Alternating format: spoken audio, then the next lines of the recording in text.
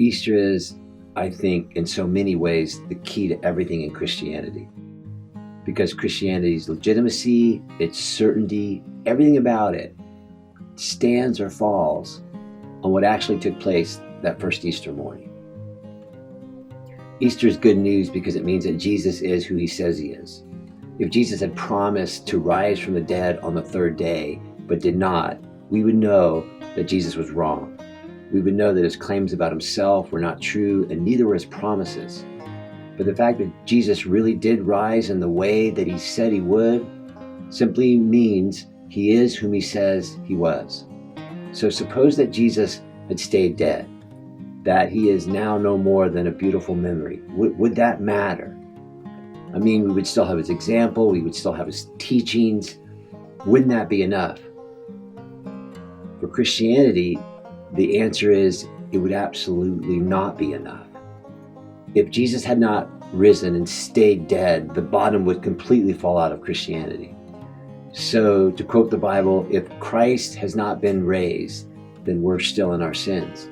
Meaning sin and all the terrible pain and baggage that drags itself along with it would be undealt with. But the resurrection of Jesus Christ means that I really can know that I am justified before the God of heaven. That Jesus has dealt with the pain and punishment of every single one of my sins that will be or have been committed. Therefore, I really am righteous in the eyes of God. That I really am clean and spotless before the God who promises me that because of Jesus, he will never condemn me and he will never criticize me. But there's more. If Jesus did not rise from the dead, then there's no hope of our rising either. We would expect nothing at all past death except staying dead. But the bodily resurrection of Jesus, if you love Jesus, it means you're going to get your body back, but better. You're going to be rejoicing to the nines in the presence of the risen King. Also, if Jesus is not risen, then he's not reigning, and all of life would be either chance or fatalistic or survival of the fittest, and we'd be on our own. Finally, if Christ is not risen, Christianity cannot be what the first Christians thought it was. Fellowship and friendship, being united to the risen Christ and being a true part of the family of the living God. And so I scare easily, and I can't tell you how much that means to me.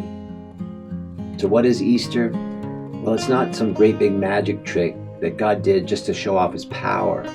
Easter invades all that is wrong and terrible about the world.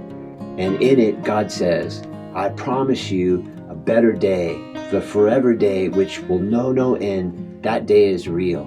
And I'm going to put away forever death, injustice, oppression, disease, no more arrogance, no more jealousy, no more bullying, no more hating, no more goodbyes, no more worry.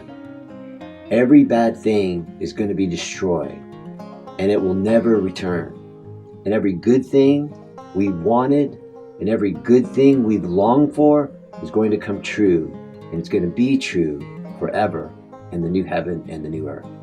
So even if you're skeptical about the resurrection and this whole Easter thing, in light of all that is promised, why would you not look into it for yourself? I promise you, it will be the best thing you've ever done.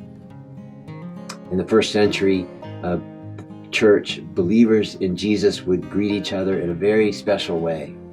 One would say, he is risen. The other would say, he is risen indeed. And because Jesus has risen, the bottom won't fall out. The promises are true. Easter is real.